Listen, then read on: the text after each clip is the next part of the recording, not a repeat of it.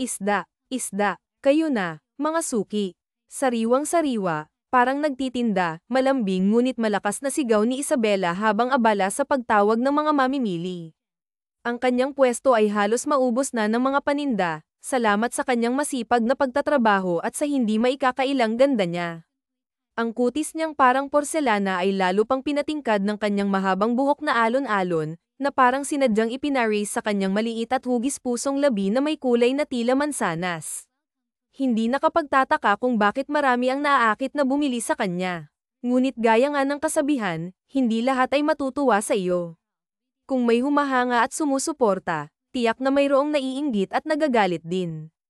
Nasisira na lang lagi ang mga paninda namin dahil sa pagiging gaaman ng iba dyan. Hindi man lang magbigay ng konsiderasyon sa kapwa vendor, paaring ng isa pang nagtitinda ng isda na si Maria. Sinadya niyang lakasan ang kanyang boses, dahilan upang mapataas ang kilay ni Isabela. Bagamat magalang si Isabela, hindi siya ang tipo ng tao na basta na lamang magpaparaya, lalo na kung hindi makatarungan ang mga sinasabi laban sa kanya.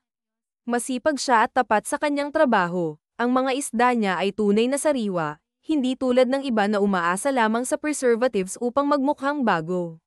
Tumigil siya sa pagtaboy ng mga langaw gamit ang hawak na pamaypay at tumayo ng tuwid, nakapamewang, habang hinarap si Maria. Kung may sasabihin ka, Maria, sabihin mo ng direkta. Hindi matatawag na gaaman ang pagiging masipag ko araw-araw dito sa pwesto ko. Kung inaagahan mo lang sana ang pagbubukas ng pwesto mo, baka kalahati ng isda mo ngayon ay nabenta na rin.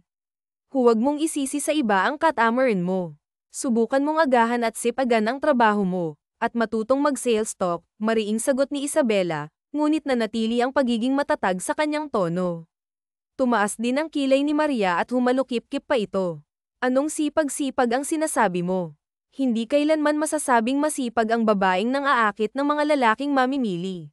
Malandi ka lang talaga. Nilalandi mo ang mga binatang mamimili, sagot nito na puno ng galit. Halos sumabog ang dugo ni Isabela sa galit. Ganoon. Ako malandi. Halika nga rito at nang makita mo ang sinasabi mong kalandian ko. Hindi na siya nagdalawang isip. Mabilis niyang iniwan ang kanyang pwesto at lumapit kay Maria.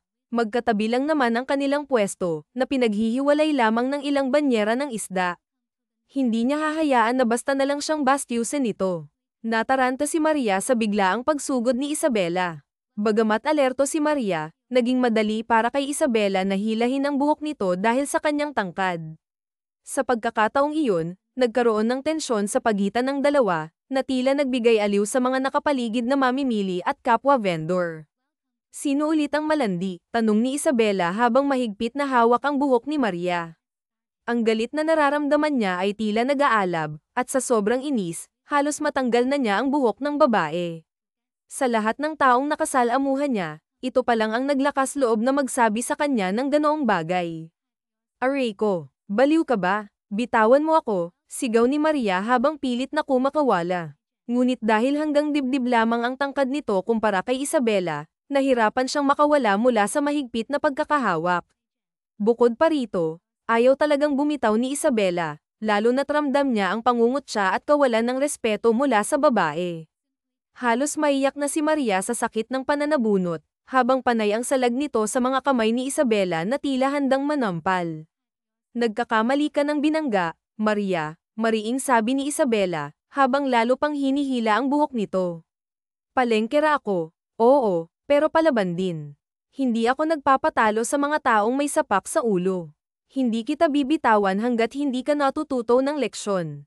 Lumalaban ako dito ng patas, tapos babastusin mo lang ako. Hindi mo ba kayang matuwa na may isang vendor na tulad ko na hindi nasasayang ang paninda? Napakainggiter mo. Tandaan mo, hindi lahat ng tao kaya mong paringgan at insultuhan ng basta-basta, dagdag pa niya, puno ng galit ngunit may halong determinasyon. Ang tensyon sa pagitan ng dalawa ay naging sanhi ng kaguluhan sa palengke. Ang mga tao sa paligid ay nagtipon upang panoorin ang eksena. Kung hindi pa umawat ang ibang vendor at kung hindi dumating ang kaibigan ni Isabela na si Diego, malamang ay tuluyan ng nakalbo si Maria. Sa kabila ng pagpupumiglas ni Isabela, mabilis siyang inawat ni Diego, na gamit ang lakas nito ay hinayla siya palayo. Kasabay nito, Dala rin ni Diego ang balde ng mga natitirang isda ni Isabela, at pilit siyang inilayo mula sa lugar. Piliin mo ang kakalabanin mo, Maria. Pangit mo. Inggit Eranggor Ilya, sigaw pa ni Isabela habang pilit siyang hinihila ni Diego palayo. Ang kanyang galit ay hindi pa humuhupa, at tila gusto pa niyang bumalik upang ituloy ang sagutan.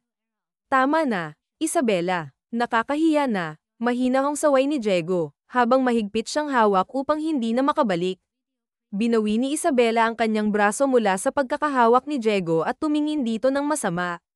Walang nakakahiya sa ginawa ko, Diego. Binigyan ko lang siya ng leksyon. Dahil kung hindi ko ginawa yun, aabusuhin lang niya ako. At saka, hindi lang naman ako ang ginawa niya ng ganoon. Marami na siyang ininsulto pero walang nagtatangkang patulan siya. Ngayon lang kasi niya naranasan na may pumalag sa kanya, sagot niya, puno ng kumpiyansa sa ginawa. Nagbuntong hininga si Diego bago sumagot. Wala akong kinakampihan, Isabela. Ang sa akin lang, sana hinayaan mo na lang siya. Hindi mo na sana pinaabot sa ganito. Tingnan mo, may mga gallows ka patuloy. Concern lang ako sa'yo, paliwanag ni Diego habang patuloy silang lumalayo sa palengke. Ngunit hindi pa rin natitinag si Isabela. Concern. Kung talagang concern ka, dapat mas galit ka sa kanya, hindi sa akin. Siya ang nagsimula, Diego. Balot na nga ako, tapos sasabihan pa akong malandi. Saan banda at saang aspeto ba? Ano? Gusto mong kumampi sa kanya? Sige, bumalik ka roon kung gusto mo, sanggal niya, puno ng emosyon. Halos itulak na niya si Diego pabalik dahil pakiramdam niya ay mas kinakampihan nito si Maria kaysa sa kanya. Napailing na lamang si Diego. Alam niyang mahirap kumbinsihin si Isabela kapag galit ito. Ngunit sa kabila ng lahat, ramdam niya ang pagkabigo at sakit na nararamdaman ng kaibigan, kaya't pinili niyang manahimik habang patuloy silang naglalakad palayo. E paano na lang kung hindi pa ako dumating doon? Baka natanggalan mo na ng buhok ang tao. Alam mo bang pwede kang ireklamo kung napuruhan mo siya? Kay babae mong tao, Isabela, pero ang tapang mo. Basa gulera ka talaga, puna ni Diego, may halong pag-aalala at bahagyang inis. Napairap si Isabela at bahagyang umismed. E alangan namang hayaan ko lang siya na magsalita ng kung ano-ano laban sa akin. Hindi ako sentita, Diego, at alam mo yan. Kung kinakailangan, pumapatol talaga ako sa mga ganoong klase ng tao. Bakit ba parang nagtataka ka pa? Sagot niya, may bahagyang pagkairita sa tono habang mabilis na naglakad palayo. Huminga ng malalim si Diego at sinubukang ipaliwanag muli. Gaya nga ng sabi ko sa'yo, concern lang ako sa'yo. Gusto ko lang ipaintindi na hindi lahat ng sitwasyon kailangang daanin sa dahas. Pwede mo namang sitehin na lang yung tao, hindi na sana umabot sa sabunutan, paliwanag niya, halatang sumusuko na sa pagtatalo. Dahas agad. Hindi ba pwedeng pinagtatanggol ko lang ang sarili ko? Ano bang gusto mo? Hayaan ko lang silang sabihan ako ng malandi at nang aakit ng mga lalaking mamimili. Aba, hindi pwede yon. Hindi ako papayag na api-apihin lang nila ako at sabihin ng kung ano-ano. Hindi ako pinanganak para tapak-tapakan lang, Diego. Oo, mahirap lang kami, pero hindi ibig sabihin noon na papaapi na ako, giit niya, kasabay ng pagbibilis ng kanyang mga hakbang. Napahilot na lamang si Diego sa sentido, halatang pagod na sa usapan. Ikaw talaga, sakit ka palagi sa ulo. Pasalamat ka mahal kita, mahina niyang sambit, na halos bulong na lamang. Sinundan niya si Isabela ng patakbo, pilit na tinatago ang damdamin. Matagal na niyang lihim na minamahal si Isabela, ngunit hindi niya magawang magtapat dahil natatakot siyang baka tawanan lamang siya nito, o mas masahol pa, layuan siya. Kaya't habang kaya niyang itago ang nararamdaman, pinipili niyang manatiling tahimik. Pagdating nila sa bahay, agad na namutla si Isabela nang makita ang kanyang ina, may hawak na sanga ng kahoy. Ang mukha ng ginang ay seryoso at puno ng galit, at ang tingin nito ay tila tumatagos sa kanya. Bigla siyang napalunok, at nilinis ang kanyang lalamunan. Kung may kinatatakutan man si Isabela, iyon ay ang kanyang ina, na kilala sa pagiging mahigpit at prangka. Nay, anong gagawin niyo dyan sa hawak niyong patpat? Tanong niya, halatang kinakabahan. Ano sa tingin mo? Saan sa tingin mo ito gagamitin? Sagot ng kanyang ina, ang boses nito ay puno ng galit. Napaatras si Isabela, pilit na iniisip kung paano siya makakalusot sa sitwasyon. Nay, Kumain na ho ba kayo? Sandali, maghahanda po ako ng pananghalian natin, alok niya, umaasang mapapakalma ang ina. Ngunit bago pa niya matapos ang sasabihin, biglang ihinampas ng ina ang hawak na sanga sa mesa. Napapitlag si Isabela at napakamot ng ulo, halatang nagulat. Lintik ka talaga, bata ka. Huwag mong ilihis ang usapan. Anong ginawa mo roon sa palengke, ha? Galit na tanong ng kanyang ina, ang boses nito ay umalingaw-ngaw sa buong bahay. Nay, siya naman ho ang nanguna, sagot ni Isabela, pilit na ipinagtatanggol ang sarili. Ngunit bago pa siya makapagpaliwanag ng maayos, biglang tumama ang sanga sa kanyang binti. Aray naman, Nay, reklamo niya habang hinihimas ang binti. Hindi naman na ho ako bata para paluin niyo pa, dagdag niya, halos mangiyak-ngiyak sa sakit. Hindi ka na nga bata, pero kilos at utak, bata ka pa rin. Nakakahiya ang ginawa mo roon sa palengke. Nakarating sa akin ang nangyari dahil sa sinabi ni kumpadre, galit na palatap ng kanyang ina. Napapikit na lamang si Isabela, pilit na nilulunok ang hiya at inis sa sarili. Mag-sorry ka doon sa sinabunutan mo, kung hindi, malilintak ka talaga sa akin, mariing utos ng ina, ang boses nito ay puno ng awtoridad at galit. Napadilat si Isabela at hindi makapaniwala sa narinig. Diretso niyang tiningnan ang mga mata ng ina, pilit iniintindi kung seryoso ba ito. Seryoso ho kayo, Nay? Tanong niya, ngunit agad din niyang pinagsisihan ang mga salitang iyon nang biglang tumama ang kamay ng ina sa kanyang binti. Aray, Nay, ayoko ho, para naman ho akong bata na ito na pinagagalitan niyo pa eh. Pinagtatanggol ko lang naman pong sarili ko sa tsismosa na yun. Alam niyo ho bang sinabihan niya ako ng malandi at nang-aakit ng mga mamimiling lalaki? Tapos ako pa yung hihingi ng sorry. Abay hindi naman ho tama yun. E tatanggapin ko na lang po ang mga palo nyo. Huwag lang akong makahingi ng sorry sa pangit na yun, paninindigan niya, habang pilit na hinihimas ang binti niyang masakit. Napabuntong hininga na lang si Rosa, halatang napagod na sa pakikipagtalo sa anak. Talagang kuhang-kuha ng panganay niya ang ugali niya, matigas ang ulo, matapang, at hindi nagpapatalo. Napaisip tuloy si Rosa kung bakit hindi na lang ito nagmana sa kanyang asawa na napakahaba ng pasensya at napakabait. Bahala ka na, matanda ka na, alam mo na ang tama at mali. Basta kung anong mangyari, huwag mo akong mahinga ng tulong at baka maampes kitang ulit, babala ng ina, kasabay ng pag-iling. Ikaw na ang magluto roon, at ako na may tatapusin ko na ang mga labada ko. Kailangan nating magdoble kayod dahil yung mga kapatid mo tinambakan na naman ng mga project sa eskwelahan, dagdag pa nito. Alam ko naman po na yan ang ginagawa ko. Pasensya na po, sisikapin ko na lang pong umiwas sa mga taong kinyo lang sa aruga ng mga magulang nila, sagot ni Isabela, pilit na iniintindi ang galit ng ina. Pagiling-iling na lamang si Rosa habang papalayo, halatang nawalan na ng lakas para magsermon pa. Naiwan si Isabela, nag-iisip kung paano haharapin ang araw na iyon. Tapos ka ng sermonan ni Aling Rosa, biglang sambit ni Diego, na tila sumulpot na lang mula sa kung saan. Napairap si Isabela, halatang hindi natuwa sa biglaang pagdating ng kaibigan. Sira ulo, akin na nga yung mga isda at nang maluto ko ng maayos, sagot niya, sabay agaw sa balde ng isda mula kay Diego. Dinala niya ito sa likod ng bahay, kung saan sinimulan niyang linisin ang mga isda. Marami pa ang natira, kaya't naisip niyang gawing daing ang iba upang hindi masayang.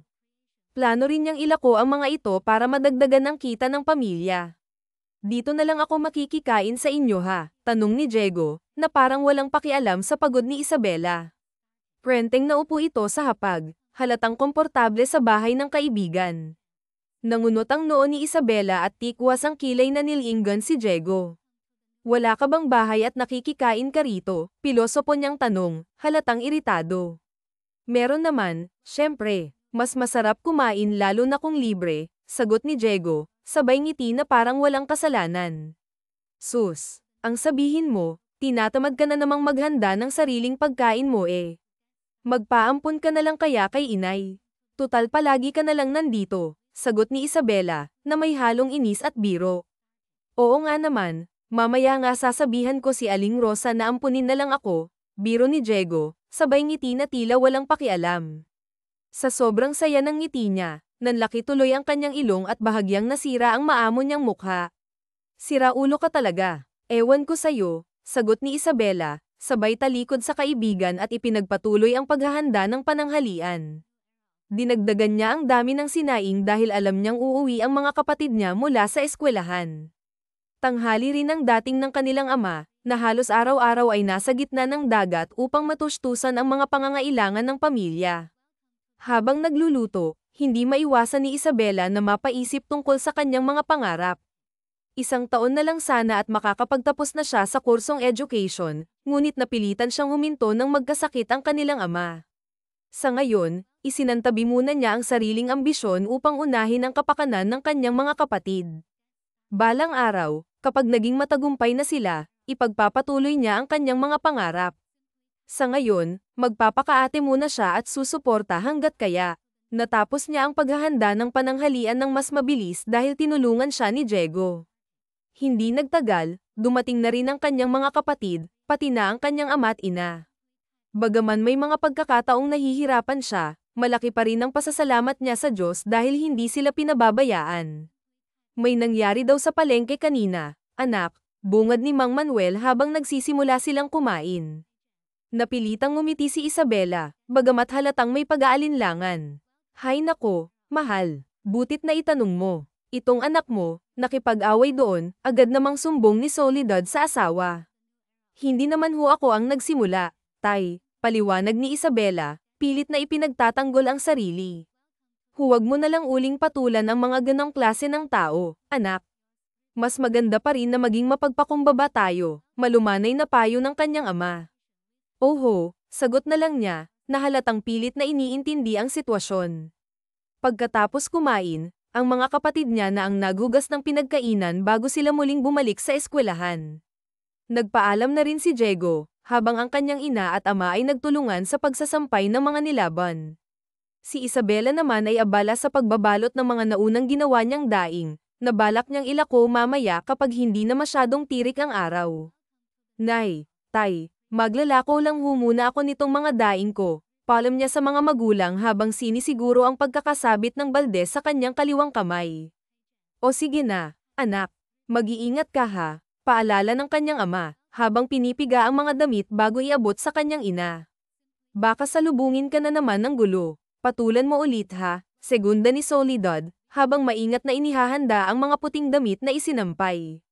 Napangiwi si Isabela at napakamot na lang ng ulo. Oho, sagot niya, sabay lakad palabas ng bahay. Samantala, sa di kalayuan, may isang lalaki ang tahimik na nagmamasid. Nakatingin siya sa babaeng abala sa pag-aalok ng kanyang paninda. Hindi maalis ang tingin niya sa mukha nito, na tila may hinahanap na sagot.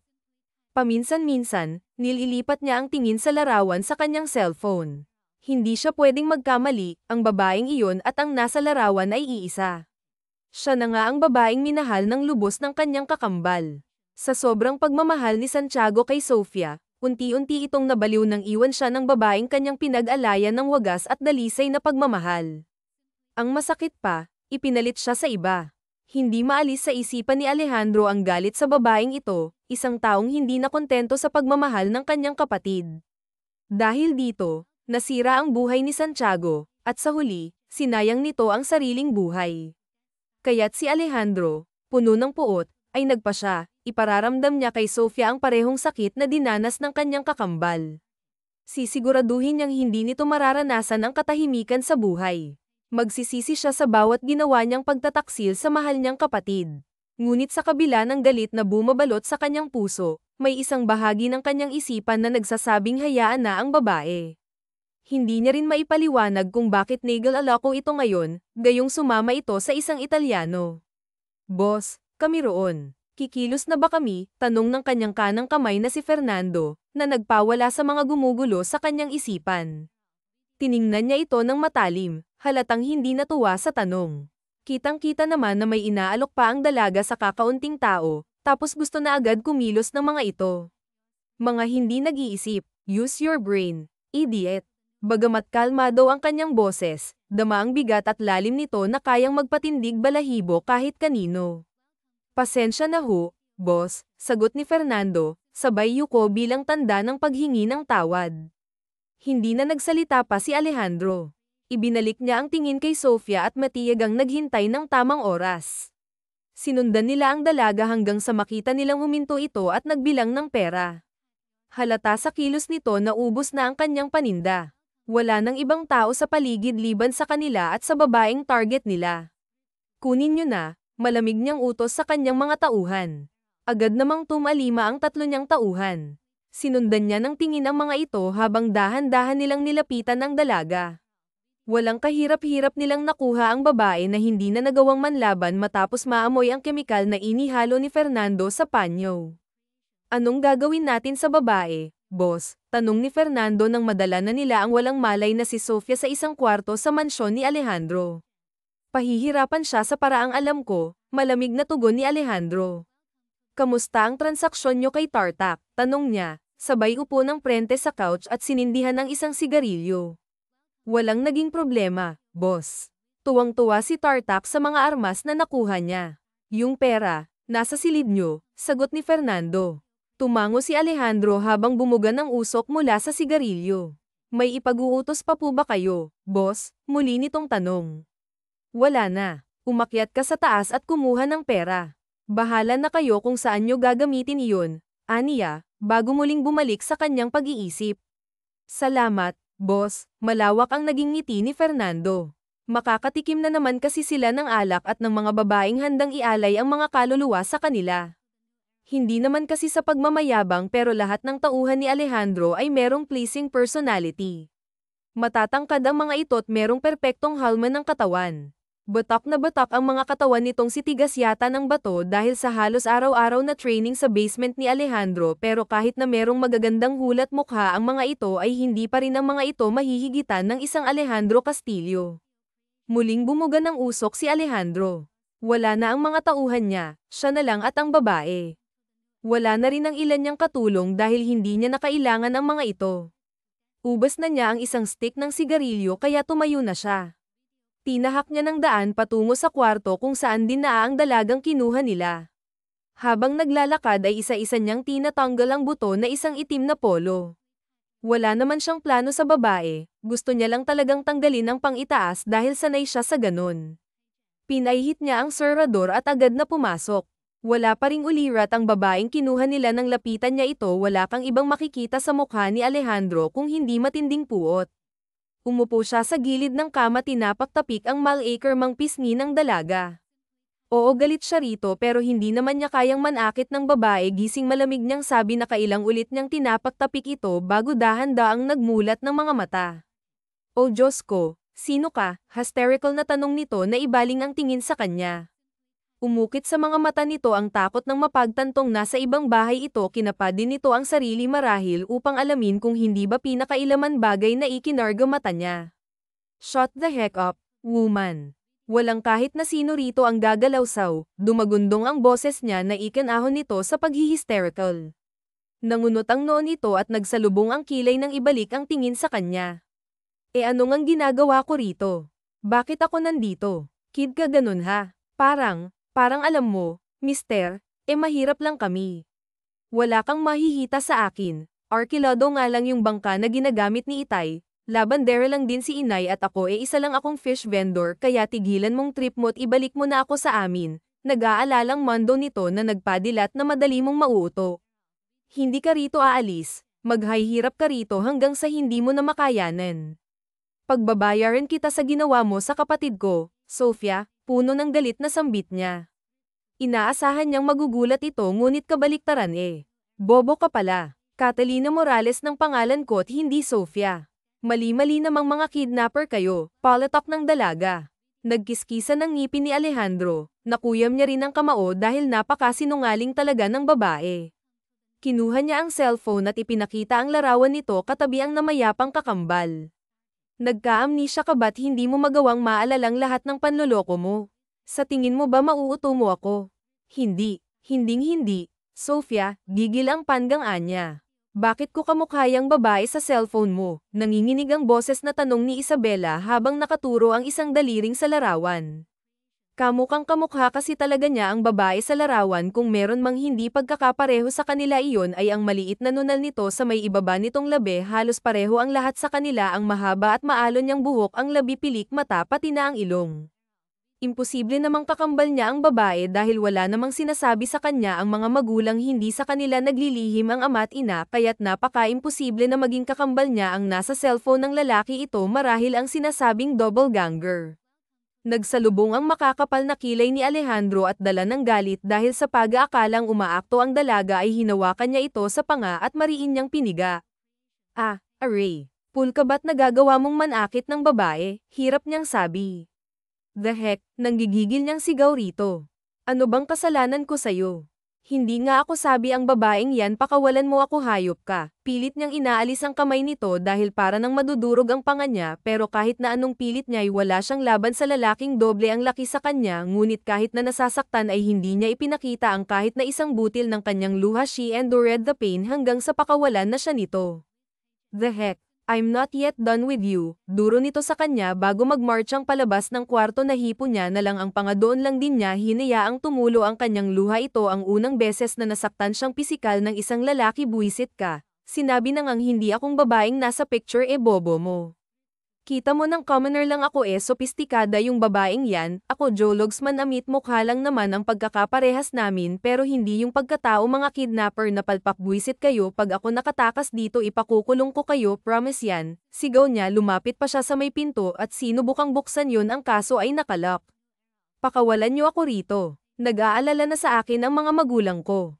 Hanapin niyo yung tunay na hinahanap niyo at pakawalan niyo na ako. Pilit niyang hinihila ang sador. Sinubukan niya na rin ang pinto sa pagnanais na makalabas at makauwi na. Ang kaso, sa tigas at tibay ng pinto ay sumuko rin siya dahil masakit na ang paa niya. Napaupo na lamang siya at tahimik na umiyak. Sino ba namang mag-aakala na mangyayari ito sa kanya? Naglalaho lang naman siya ng mga ginagawa niya, tapos madyay gising na lang siyang nasa teritoryo ng mga tandang kidnapper. Sa kabilang banda ay inis na kinuha ni Alejandro ang cellphone. Tinawagan niya ang kanyang kanang kamay na si Fernando. Boss, agad na bungad sa kanya ni Fernando nang sagutin nito ang tawag niya. Matagal ka nang naninilbihan sa akin at sa ilang taong paglilingkod mo, ni minsan hindi ka pumalpak sa mga utos ko sa'yo, may otoridad sa tono ng boses niyang sabi. Ngumiti ang nasa kabilang linya kasunod ng pagtango nito. Pero ngayon, mukhang pumalpak ka, seryosong dagdag niya. Boss, puno ng pagtataka ang boses nito. Sa tingin ko, hindi siya ang pinapahanap ko. Hindi tumutugma ang lahat. Iisa nga ang mukha nila, ngunit hindi ang pagkatao. Kumilos ka't hanapin mo ang totoong Isabela, malamig niyang utos. Napalunok naman ang naguguluhang si Fernando na nasa kabilang linya. Akmang sisigat pa sana ito nang ibaba ni Alejandro ang linya. Damn it, how could I be so stupid? God, what the wrong girl? Naihilamos niya ang mukha. The heck? Sunod-sunod siyang napamura lalo pat nang makita sa cellphone ang kuha sa dalagang nagsasalita ng mag-isa. Para siyang tinadyakan nang sabihin nito ng bobo. Kasalanan talaga ito ng mga tauhan niya. Makakatikim talaga ang mga ito. Nagkiskisan pa ang mga ngipin niya dahil ito pala ang unang pagkakataon na nangyari ang ganitong pangyayari dahil sa mga tao niyang palpak kumilos. Mabilis niya na lang natinahak ang daan patungo sa kanyang kwarto upang doon ay kunin ang files na ibinigay sa kanya ng tauhang si Fernando. Naglalaman iyon ng mga impormasyon ni Sofia Marquez at nang makita ang mga iyon ay halos magsalubong ang makakapal niyang kilay ng tuluyang mapagtanto na talagang mali sila ng babaeng kinuha. Na itapon niya ang mga papel sa sobrang inis. Umalis siya sa silid at binalikan ng dalaga. Nagulat pa ito nang makita siya pero hindi mo dito makikita ang takot. Pakakawalan mo na ba ako? Matigas na tanong nito sa kanya. Hindi, hanggat hindi ko pa napapatunayang hindi nga ikaw ang kailangan ko. Ang kulit naman ilang beses ka bang iniri ng nanay mo't hindi mo magawang maniwala sa mga sinasabi ko? Uulitin ko ulit ha, hindi ako ang Sofia na sinasabi ninyo. Ibang tao ako, okay. Ako si Isabela Morales, 25 taon ang nabubuhay dito sa mundo. Panganay sa 3 magkakapatid, hindi mayaman pero maganda. O ano, naniniwala ka na ba? Matapang niyang sabi, pero ang lalaki walang naging reaksyon, naka-poker face lang ito. Malalim na lang siyang bumantong hininga. Pakawalan niyo na ako please, tiyak akong nag-aalala na sa akin ang pamilya ko, mahinahong pakikiusap niya, pero ang lalaki na natiling matigas. No, you'll stay here hanggat kailan ko gusto. Hindi na kita pwedeng pakawalan kahit mapatunayang hindi nga ikaw ang babaeng kailangan kong pagbayarin, anak Cam. Meron bago tumalikod sandali agap na pigil sa kanya ng dalaga. Napatingin pa muna siya sa kamay nitong nakahawak sa siko niya bago ito balingan ng tingin. Parang awa mo na, iuwi niyo na ako sa amin. Kailangan nila ako. Hindi ako pwedeng mabulok dito. Kailangan kong kumayad para makatulong sa pamilya ko, please pakawalan mo na ako, pagsusumamo nito. The answer is still no, matigas niyang sabi tsaka inalis ang kamay nitong nakahawak sa kanya. Buwisit kang wala kang puso. Ang sama-sama mo, maluhaluhang palatak nito sa kanya. Ngumisi lang siya rito. I know HM, sagot niya. Tuluyang nilisan ng silid na yun. Doon tuluyang humikbi ang dalaga. Napatingala siya sa kisame at pinagdaop ang dalawang palad. Lord, ito na po ba yung konsekwensya sa nagawa ko kay Maria? Kung ito man po, bakit po parang sobra naman yata? Papaano naman kung gahasain nila ako dito at itapon sa dagat? Ayoko namang pagpiestahan ako roon ng mga petang Lord, please tulungan niyo po akong makawala rito. Promise po hindi na po ako papatol sa mga taong kinyo lang sa aruga ng mga magulang nila, sisinghot-singhot niyang dasal. Naiiling na lang si Alejandro habang nanonood sa cellphone niya. Meron kasing naka-install na mga hidden cameras doon upang bantayan ang bawat kilos ng bihag niya. Ilang oras pa tuluyang dumating si Fernando. Kita niya ang takot sa mukha nito nang makalapit na sa kanya. Meron hong hawak na brown envelope. Boss, yung babae hindi nga talaga siya yung babaeng ipinapahanap mo. Oo nga, tiis ang mukha nila pero hindi ang pagkatao, hindi na nito naituloy ang sinasabi ng daplis niya ito sa balikat. Mariin itong pumikit ngunit hindi dumaing. Hinawakan lang nito ang natamaang balikat upang pigilan ang pag-agos doon ng dugo. Bullshit Fernando. How can you be so stupid? Bakit hindi mo sinisiguro bago ka umalis? Paano na ngayon? Anong gusto mong gawin ko sa babaeng yan? Nanggigigil niyang tanong. Pakawalan na lang natin boss tuluyan nung dumaing nang sa kabilang balikat niya naman ito patamaan ng bala. Stupido. Pag pinakawalan natin yun sa tingin mo ba hindi kay abuelo makararating ang mga ito? Di mo ginagamit ang utak mo, sigaw niya rito. Hindi ito nakapagsalita. Nagbaba lamang ito ng tingin. Marahas siyang bumuga ng hangin. Naibagsak niya na rin ang 45 niyang baril sa ibabaw ng mesa bago bumuga ng marahas na hangin. Kung may isang tao man kasi siyang kinatatakutan iyon ay ang abuela niya na nagpalaki at umaruga sa kanya nang mamatay sa isang aksidente ang mga magulang niya. Mahal na mahal niya ang abuela at sa sobrang pagrespeto niya rito ayaw niyang bigyan ng problema ang nag-iisang taong nagmahal sa kanya. Gamutin mo yang sarili mo dahil bukas may gagawin ka. Hindi ka pwedeng pumalpak pa. Masama akong magalit Fernando at alam kong alam mo yan. Alamin mo kung nasaan ang babaeng yun. Huwag mo munang kunin, ibigay mo lang sa akin ang impormasyon. Pagkatapos isunod mo ang pamilya ng babaeng naririto sa atin, may otoridad sa bawat utos na binibitawan niya. Pasensya na ulit boss, ano nga palang gusto niyong gawin ko sa pamilya ng babae? Lakas loob na tanong ni Fernando. Bigyan mo ng tulong, hindi ko pwedeng basta nalang pakawalan ang babaeng yun dito lang siya hanggat kailan ko gusto. Gawan mo ng paraan upang hindi siya hanapin ng pamilya niya.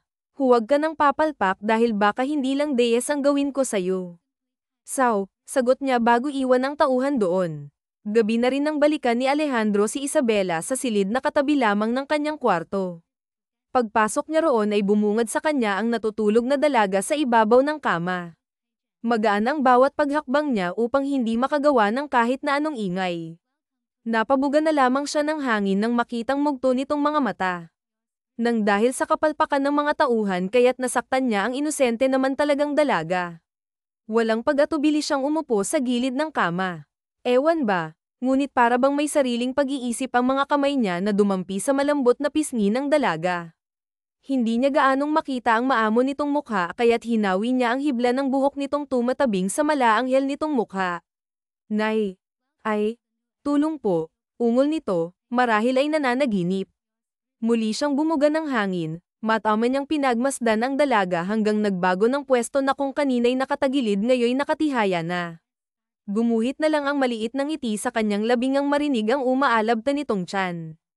I'll get you some food Annie, at tahimik na nilisan ng silid na yon. Wala siyang planong maghanda masyado rin kasi yun matagal kahit bumili na lang siya online ng mga pagkain. Wala namang atraso sa kanyang dalaga kaya't walang rason para pahirapan niya pa ito. Hey sleepyhead, wake up. Tinapak-tapik niya ito sa binti nang bumalik sa kwarto nito bitbit ang ipinadeliver na pagkain. Agad naman nung nagising ngunit nang makita siya ay mabilis pa sa 4:00 nagsarado ng mga mata. Naiiling na lang tuloy niyang ipinatong sa side table ang pagkain kasunod ng kanyang pagtikim. May pagkain dito kung gusto mong mamatay sa gutom. Itapon mo to, Anya. Ba't ko kakainin yan? Paano kung may lason yan? Doon ako natigok kung gusto mo ikaw munang kumain, saad ni Isabela. Nakapikit pa rin ang kanyang mga mata't na natili sa higaan.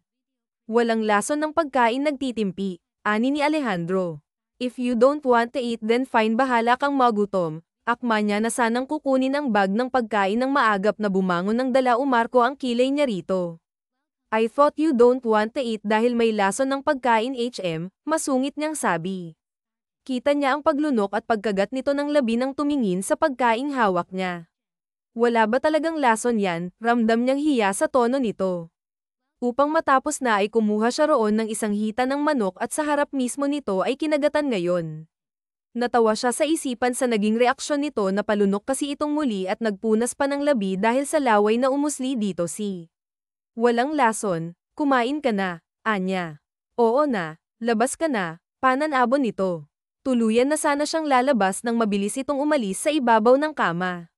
Sandali lang pala, mukha ka namang mabait, patatawarin na rin kita sa pagpiga mo sa pang-app ko, basta't pakawalan mo na ako dito. Nag-aalala na kasi sa akin sila inay at saka si Itay, may high blood yun, baka mapano lalo't wala pa rin ako hanggang sa oras na ito. Please Mr. Kidnapper, pakawalan nyo na ako, promise hindi naman ako magsusumbong sa mga pulis, pakikiusap nito.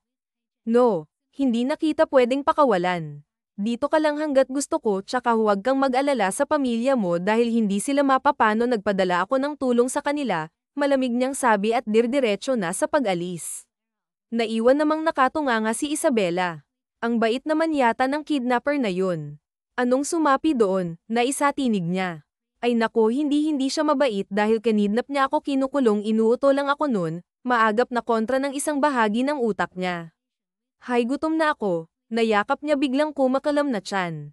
Ilang oras na rin siyang naroroon sa kwartong yun, bahala na kumain naman siya kanina nito Kibit balikat niyang sabi at tuluyan ng inabala ang sarili sa pagkain.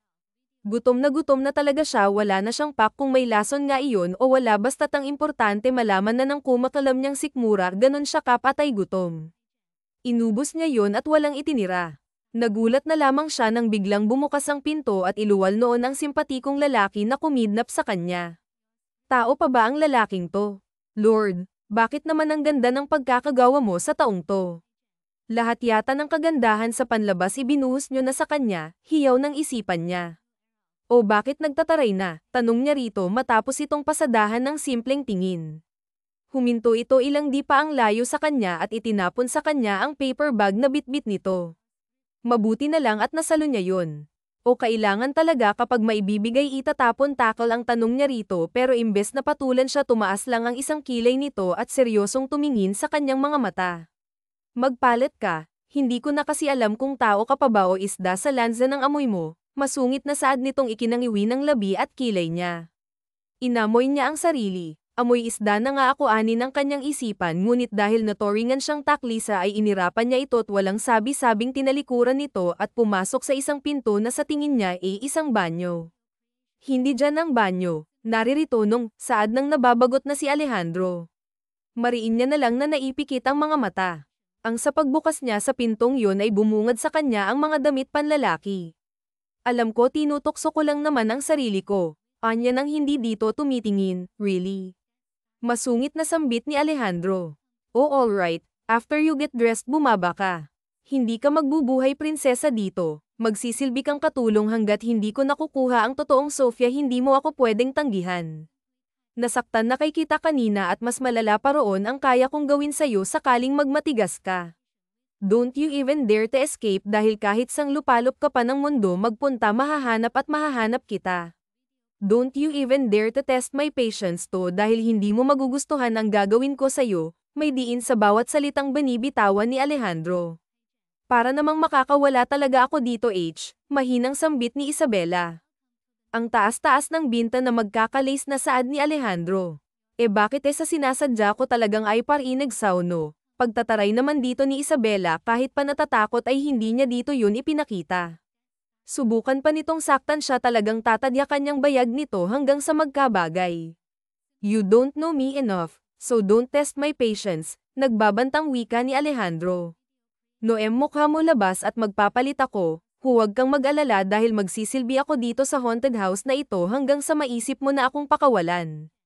Huwag ko lang talagang malalaman na inuuto mo lang ako doon sa sinabi mo sa akin pinadalhan mo sila inay ng tulong kapalit ng pagiging alila mo sa akin dito, kung hindi malalagot kang talaga. Matatakot na ba ako? Blonde ka lang ang kuwang tingin sa kanya ng lalaki. Abay dapat dahil masisira ang buhay mo, leyes na pananabon.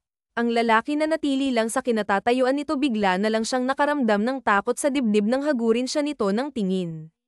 Hindi lang bastang tingin ang ibinigay sa kanya ng lalaki dahil sa tingin nitong yun ay para na siyang hinuhubaran kaya't upang makawala sa takot na biglang yamakap sa kanya ay bilis na niyang tinahak ang isa pang pinto na sa tingin niya ay banyo na talaga. Naiwan na lang na napapangisi si Alejandro sa sambit niya bago pumihit patalikod. Saan ka ba kumukuha ng lakas ng loob mo, Isabela? Mahina niyang anez. Nakaupo sa pader ng banyo, sapaw niya ang kamakalabog na dibdib. Nakakakilabot naman yung lalaking yun. Ipinilig niyang saglit ang ulo bago lumapit sa may shower. Paano ngayon ito gagamitin? Napapakamot ulong tanong niya sa sarili. Marami pa siyang pinindot at kinalikot bago bumukas ang shower. Nang tuluyan ay iniwan niya ang silid at tinahak ang daan pababa. Paglunok na lang talaga ang magagawa niya kapag nasasalubong ng mga mata niya ang lalaking palagi na lang masama ang tingin sa kanya. Tititigan mo na lang ba akong magdamag o iisip-tipin ko na nagagandahan ka sa akin? Taklisan niyang sabi na hindi makayanan ang ginagawang pagbuntot nito sa kanya. Stop acting like a child. Gawin mo na lang ang ginagawa mo. I'm just making sure na wala kang isisilid sa bulsa mo na kahit na ano, bale walang saad ni Alejandro. Ay, wow, naisatinig na lang ni Isabela. O sige, bantayan mo ako hanggang sa magsawa ka. Oo. Mahirap ako pero hindi ko kayang kumuha ng bagay na hindi sa akin lalo't hindi ko naman pinaghirapang makuha. Mga mayayaman nga naman, tingin sa mga mahihirap palaging gagawa ng mali magkaroon lang ng kahit na konting laman ng tanat ang bulsa, naiiling na sambit niya. I'm sorry, wala sa sariling saad ni Alejandro. Gulat naman siyang nilinggan ng dalaga. What? Tanong niya rito. Nag-sorry ka, hindi makapaniwalang tanong nito. Kumunat lang ang no niya. Kapag ganon ay umiling, no, I didn't, tanggi niya. Siya man ay nagulat sa sinabi. Hindi siya kailanman humingi ng sorry sa kahit na sino lalo pa kung estranghero. Asus, nahihiya ka pa. O sige na, accepted na basta't huwag ka na lang mananakit ulit, kakabakahin ng atensyon sa ginagawa. Lumipas pa ang maraming oras hanggang sa tuluyan ng pumutok ang araw. Nakakatulugan na ni Isabela ang paglilinis sa malaking bahay ni Alejandro. Nagising na lang siya sa bisig ng isang Adonis. Gusto niya sanang magsalita at magtanong kung bakit buhat-buhat siya ni Alejandro pero biglang umatras ang dila niya. Lord, ano ito? Telenovela. Yung siraulong lalaki na in love sa magandang gaya ko, tanong niya sa isipan. Stop staring, sabi sa kanya ng binata na marahil ay napansin ang pagmulat ng kanyang mga mata at pagtitig niya rito na inabot na siguro ng ilang segundo. Hindi ako nakatingin. So, ano? Assuming ka, mariing tanggi niya. Ibaba mo na nga ako, palatak niya at ibinaling sa ibang direksyon ang mga mata. Sure, pero mababalian ka. Look, nasa hagdanan tayo. Kapag binitawan kita, sak, magugulong pababa, bali-bali ang buto mo. So better be quiet than act like you're asleep, mapagmalasakit na ayon. Tumango na lamang si Isabela nang matapos na. At gaya ng utos nito'y umakto siyang tulog. Napasinghap na lang siya nang maramdaman ang marahang pagdampi ng kung anong bagay sa kanyang magkabilang pisngi. Stay still, ginagamot lang kita, mahina hong ani ni Alejandro. Bakit ba galit ka sa mukhang ito? Hindi niya mapigil ang hindi iyon itanong. We're not that close para sabihin ko sa iyong rason. Mali ako, nasaktan ka, but that doesn't mean na hindi ka gagawa ng mga gawaing bahay, ani nito. Bakit ka ba galit sa mukhang ito? Ano bang ginawa ng babaeng hinahanap mo at galit na galit ka sa kanya? Pagpapatuloy niya dala ng kuryosidad. None of your business, masungit nitong sabi. Pagkatapos ay inihinto ang pagdampi ng kung ano sa kanyang magkabilang pisngi. Narinig niya na lang ang pagsarado ng pinto. Napabuga siya ng hangin nang imulat ang mga mata. Bumangon siya at ibinaling ang tingin sa labas. Hindi ko alam kung totoo ang lahat ng sinasabi mong lalaki ka bagaman may parte sa akin na gustong maniwala sa iyo pero mas nananaig pa rin sa akin ang kagustuhang makauwi. Kailangan ako ng pamilya ko, hindi ako magpapabo, siya't lumapit sa may pinto upang ilak yon. Lahat ng nakita niyang kumot, kortina, at ilang matitibay na damit ay kinuha niya at itinali isa-isa hanggang sa maabot no ng lupa. Lord, huwag naman sana akong mahulog dito. Sayang ang gandang ibinigay niyo sa akin kung magkakalasog-lasog ang body ko, taimtim niyang dasal bago maingat na kumapit sa itinaling kumot. Naging malalim ang kanyang paghinga habang bumababa. 3 palapag din ang taas no. At nang sa wakas ay maabot niya ng ang lupa ay tsaka naman may mga bisig na biglang kumuha sa kanya at para siyang sako ng bigas na binuhat pabalik sa loob. Ah, ano ba? Ibaba mo ako. Gusto ko nang umuwi. Ayoko rito. Pilit siyang umaalis sa balikat nito. Pinapalo niya pa ito ang kaso. Siya lang din ang nasasaktan parang bato kasi ang katawan nito. Mariin niya na lang naipikit ang mga mata ng paluin nitong magkabilang pangupo niya. Bastos ka talaga, galit na sanggal niya rito. Mas malala pang gagawin ko saw kapag hindi ka tumigil. Banilinan nakita pero hindi ka nakinig, matigas ang tono ng boses ni Alejandro. You learn your lesson, Isabela Morales, dagdag nito na ikinatindi ng balahibo niya. Ramdam niya ang gigil nito para sa kanya. Napaidyak na lang siya nang ibagsak siya nito sa ibabaw ng malawak at malambot na kama. Iba ang kwarto ang pinagdalhan ni Alejandro sa kanya. Mas maganda, mas malawak, marahil ay kwarto ito ng lalaki. Anong gagawin mo? Nahihintakutang tanong niya. Marahas kasing tinanggal ni Alejandro ang sinturon nito. Tuturuan kita ng leksyon. Sa gagawin ko, siguradong hindi ka na makakatakas pa. Mas lalo pang nagtayuan ang balahibo niya ng kabbawan siya ni Alejandro. Itinali nito ang kamay niya gamit ang centurion nito at itinaas ang kanyang mga kamay. Nagmistyala itong gutom na leon. Say my name. Stop screaming, Isabela, paus naman sa kanya ng Hudyo ngunit matalim niya lang itong tinignan. Buwisit ka, mura niya rito kasunod ng pagtulo ng kanyang luha. Para siyang hinati matapos itong salakayin ng dangga na iningatan niya ng halos 24 na taon.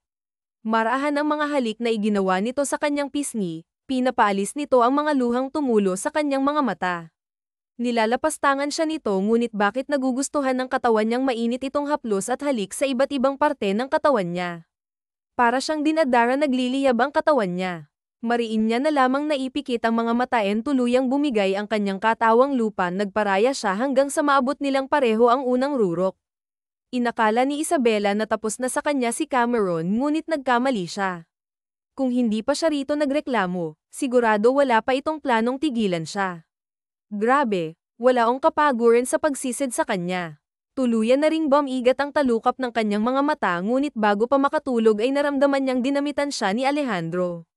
Umabot din sa kanyang pandinig ang paghingi nito ng tawad sa nagawa ngunit hindi umano nagsisisi. Anong balita? Tanong kaagad ni Alejandro sa tauhang si Fernando nang makabalikta sa kanyang mansyon. 3 araw na rin ang matuling lumipas mula nang barilin niya ito sa magkabilaan nitong balikat. Meron pa ring benda ang mga iyon ngunit mukhang hindi naman iniinda na ni Fernando. Boss, kasi nag-aalangang panimula ni Fernando. Damit. Fernando, nahampa niya ang ibabaw ng mesa sa inis, binibitin pa kasi nito ang sasabihin. Buntis po si Mrs. Sofia Marquez at mangganganak na ngayong buwan ng Disyembre, imporma nitong ikinatahimik niya. Marahas ang pinakawalan niyang hangin.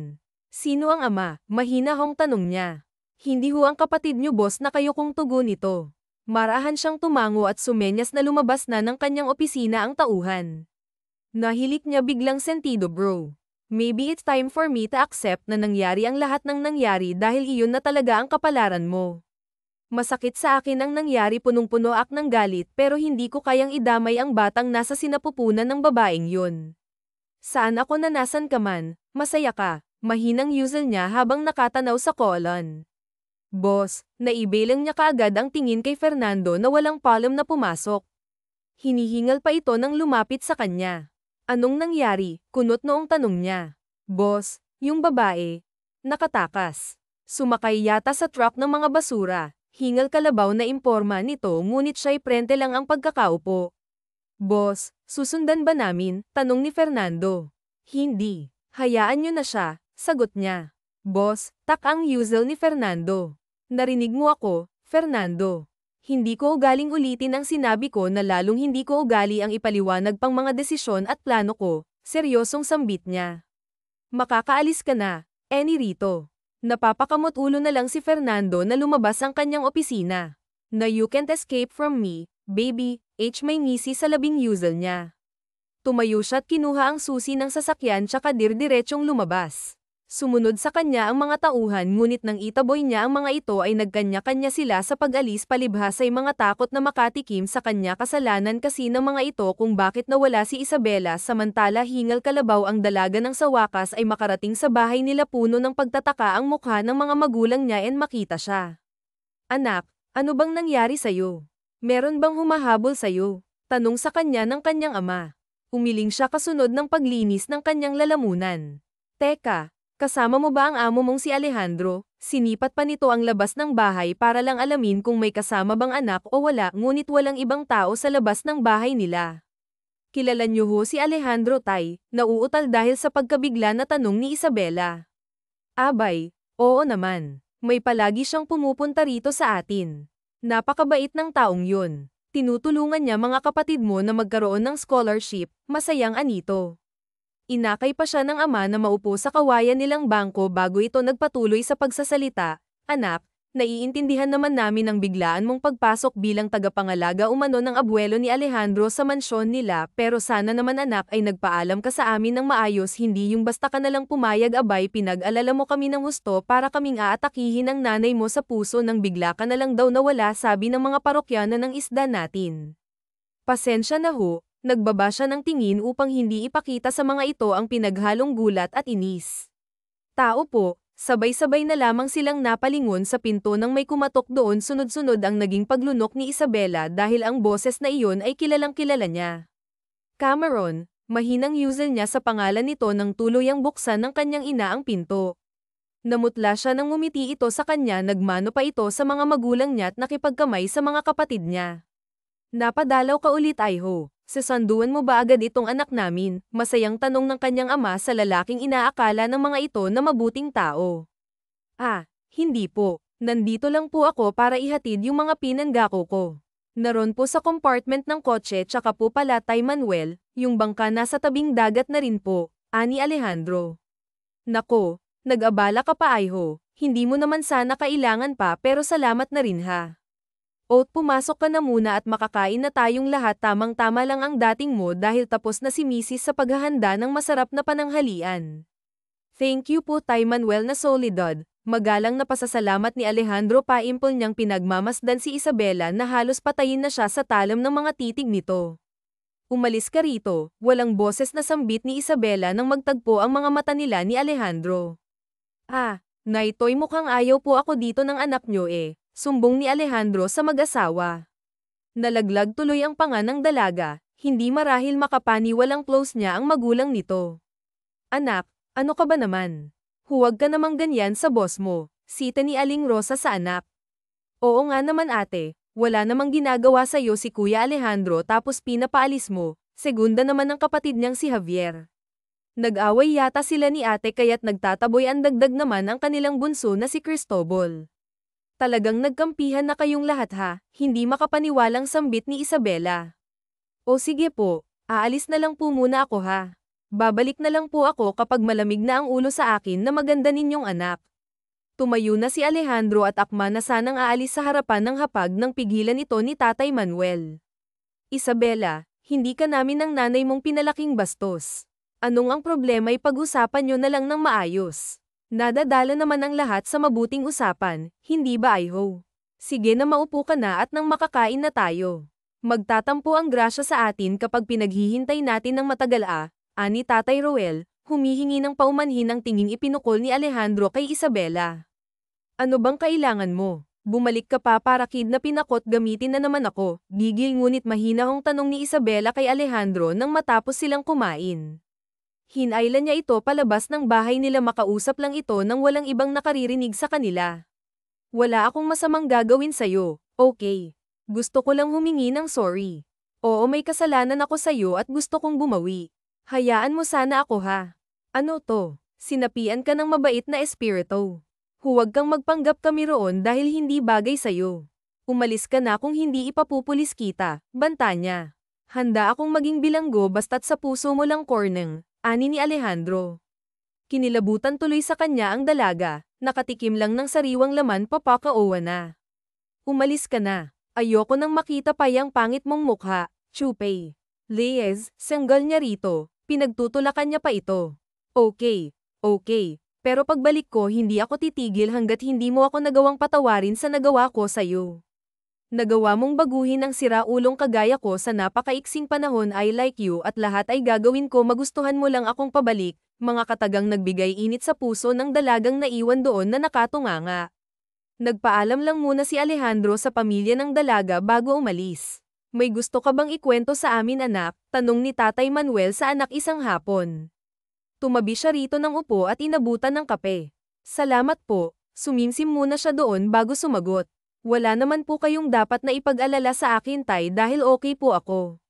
May mga bagay lang na hindi ko pa po magagawang sabihin sa inyo, hindi ko pa po kaya pero isa lang pong masisigurado ko maayos po ako at walang problema sa akin sa inyo ba nung binatang yun? Tanong pang muli ni Tay Manuel na ikinsamed ni Isabela. Tay masyado naman po yatang personal ang mga tanong niyong yan, nag-iwas siya ng tingin ng mag-init ang magkabilang pisngi. Lalaki ako anak. Alam ko ang mga galawang ganon ng binatang iyon nakikita ko rin ang ningning sa kanyang mga mata kapag nasisilayan ka ganon na ganon din ako sa nanay mo nung nanliligaw pa lang ako sa kanya. Kahit naman ngayon ganon pa rin, magtapat ka nga sa akin anak, gusto ninyo ba ang isa't isa? Tay hindi ho, maagap niyang sagot.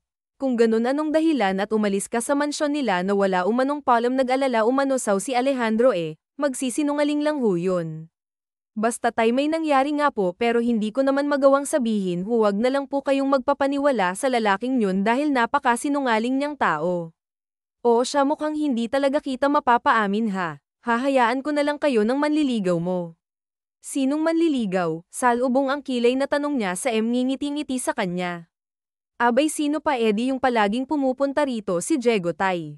Kaibigan ko lang ho si Diego. Pasaway kang bata ka alam kong kaibigan lang talagang tingin mo kay Diego ang tinutukoy ko ay si Alejandro.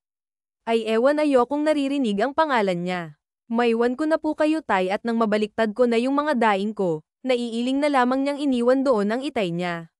Baka pag nalaman niyong ginawa sa akin ang lalaking yun tag-in niyo huwag na lang mas gugustuhin ko pang sarili na lang nangyari kesang makulong pa kayo, mahinang sambit niya. Inabala ang sarili sa pagbabaliktad ng mga banilad niyang isda sobra kasi ang huli ng itay nila kaya't marami ang naibenta sa palengke at marami-rami rin ang madadaing niya. Sa kabilang banday tinipon ni Alejandro ang mga tauhan hindi para gumawa ng iligal na trabaho kung hindi para utusan ang mga ito na tulungan siya sa pagpapatayo ng bahay katabi ng bahay nila Isabela na bili niya na ang lupang pagtitirik niya ng bahay. Nasa truck na rin ang mga materyales boss Hindi naman kami marunong magkumpuni kamot batok na saad ni Fernando. Binatukan tuloy ta ng katabi. Anong hindi ayaw mo lang umalis dahil nami mismo yung babaeng kinababaliwan mo, pambubuko ni Sayon. Tado ginantihan naman ta ni Fernando ng batok. Tahimik hindi ko kayo binabayaran para magreklamo ngayon nyo na lamang naman ako pagsisilbihan dahil pagkatapos nito magbabagong buhay na tayong lahat hihinto na tayo sa paggawa ng mga ilegal na gawain. Alam kong gusto nyo na rin namang lamagay sa tahimik pero natatakot lang dahil sa uri ng trabaho nyo sino ba naman ang gugustuhing mapahamak ang mga mahal nila sa buhay hindi nyo kailangang mag-alala dahil milyon ang makukuha nyo sa akin pagkatapos nating may tayo ang bahay ko sa Sorsogon. Ito na ang huling utos ko kaya't kilos na, anya mabilis pa sa 4:00 nagsipagkilos na nga ang mga ito. Naiiling niya na lang na sinang mga tao niyang isang dekada niya ring nakasama. Ngunit bago pumasok sa loob ng kanyang sasakyan ay tumingala siya sa maaliwalas na kalangitan, kung nasan ka man ngayon bro sana masaya ka. Mas pinili kong magpatawad kesang magpalamon sa galit. Nakakatawa lang dahil iisa lang ang mukha ng mga babaeng kinahuhumalingan natin, magkaibang pagkatao nga lang bro gabayan mo ako haliligawan ko ang babaeng inakala kong nanloko sayo. Sana lang maambat pa ang puso niya sa akin. Matuling lumipas ang oras. Nakarating na rin sila sa bayan ng Sorsogon. Excited pa na bumaba ng sasakyan si Alejandro. Malawak ang nakaukit ng ngiti sa kanyang labi ngunit mabilis yung napalis nang makitang merong kasama si Isabela nakikipagtawanan sa lalaking walang binatbat ang itsura sa kanya. Naku boss, mukhang may karibal ka sa chick bebe mo ah, mahinang saad ni Fernando. Shut the heck up Fernando, galit niyang ani rito, napakamot tuloy sa ulo ang isa. Kuya, kami roon, tawag sa kanya ni Cristobal, kumakaway pa ito sa kanya habang tumatakbo palapit na kasuot pa ito ng uniforme. Gumiti siya rito at gumanti ng bati, nakuha tuloy nila ang atensyon nila Isabela na kanina'y abala sa pakikipagpalit ng ngiti kay Diego. Kuya Cameron, napahawak pa sa tuhod si Cristobal na hinihingal ng huminto una sa tapat ng Kuya Alejandro nila. Ang tagal mong bumalik kuya, na-miss ka namin na-miss ka rin ni ate, ayaw lang sabihin dahil mukhang galit sa'yo, saad nito. Natawa na lamang si Alejandro tsaka ginulo ang buhok ng 10 taong gulang na si Cristobal. Nandyan ba ang mga magulang nyo? Tanong niya. Wala po sila kapag ganitong oras, nasa palengke pa po yun, pero si ate yun po oh. Inginuso nito ang kapatid na matalim na naman ang tingin kay Alejandro. Kung nakamamatay lang siguro kuya yung masamang tingin sa'yo ni ate, baka po bulagta na kayo, napapangiwi bulong ng bata sa kanya. Sign language yan sa akin ng ate mo, ngiting bulong niya sa kapatid ni Isabela. Anong ginagawa mo rito? Malamig na tanong sa kanya ng dalaga na hindi niya namalayang nakalapit na pala sa kanya. Nabili ko na ang lupang ta at plano kong magpatayo ng bahay ko katabi ng bahay nyo. Malawak ang ngiti niya sa labi nang sagutin ang tanong na yon sa kanya ng babaeng bumihag sa puso niyang inakala niyang bato na sino ba naman ang mag-aakala ng isang Alejandro na halangang kaluluwa ay magmamahal ng isang simpleng babae. Hindi ka pwede rito, hindi welcome sa lugar namin ang mga taong gaya mo. Ate naman, sinadya ka na nga ni Kuya Cameron nag-effort pa nga siyang maghakot ng tao at ng mga materyales, makasama ka lang tapos susenjitin mo lang. Cristobal, masamang sumabat sa usapan ng mga matatanda, pumasok ka na nga roon sa loob at nang makapagpalit ka strict ang anya sa kapatid. Ate naman nakamo na lang ito ang ulo ng sundin ng utos ang masungit nilang ate. Hinintay lang muna nilang makaalis si Cristobal bago nagsalita ang isa sa kanila. Anong kailangan mo? Matapang na tanong ni Diego kay Alejandro. Hindi ko trabahong sagutin ang tanong ng mga taong walang ambag sa mundo, tumabi ka nga, nakaharang ka sa amin ng mahal ko. Hinapit niya sa muang si Isabela at parang isang magaang bagay na pinatabi si Diego. Lintik ka. Aamba pa lang sana ang nabastosan si Diego NGB, itong naunahan ni Alejandro na maalaya na lang nito na nakaupo na ito sa lupa at pinipigilan ng umaagos na dugo sa ilong. Hindi mo gustong maging kalaban ako? Malamig at nagbabantang ani ni Alejandro nang tap-una ng tingin ang lalaking nakaupo pa rin sa lupa. Hindi ako basta-bastang natitibag, piliin mo yung babanggain mo, dagdag pa niya't sa harap mismo nito'y siniil niya ng halikang babaeng laman palagi ng mga panag-inip niya. Mahal kita Isabela, I'm sorry sa mga nagawa ko, gusto kong bumawi, please hayaan mo lang sana ako. Humahangos na pakikiusap niya ng pakawala ng labi ng dalagang hindi nagawang pumalag, lalong hindi nagawang mag-react sa bilis sa mga pangyayari. I'm your first and I promise to be your last, paos na habol niya pa. Naniniwala ka sa kanya Isabela? Ni-rape ka ng tao, taong yan kinidnap at pinahirapan, matapang na bulalas ni Diego, dala ng sakit kaya nito nagagawang maging matapang. Huwag kang tanga Catalina, huwag kang magpapauto sa hayop na lalaking yan, sisirain lang yan ang buhay, hindi. Na ni Diego natapos ang iba pang sasabihin ng malakas siyang sinuntok ni Alejandro. Lintik ka, talo ka na sa labang, tanggapin mo yun. Pado-puno na galit na senggal ni Alejandro sa kinukubab bawang si Diego. Alejandro, tama na please Hamir, tumigil ka na, ayokong may mangyaring masama, saw importante ka sa akin dahil kaibigan kita, please tama na. Binalot man siya ng takot ay nagawa niya pa ring pigilan ng dalawa. Hindi naman siya sobrang ganda, pero bakit ba siya pinag-aawayan ng nagwagwapuhang mga lalaki? Nasapo niya na lang bigla ang ulo nang biglang magdilim ang paningin niya. Huli niya na namalayan ang maagap na pagsalo sa kanya ni Alejandro. Bago tuloy ang magdilim ang paligid niya ay nakita niya ang takot at labis-labis na pag-aalala sa lalaking, bagaman kinamumuhian niya ay hinahanap-hanap naman ang puso niya.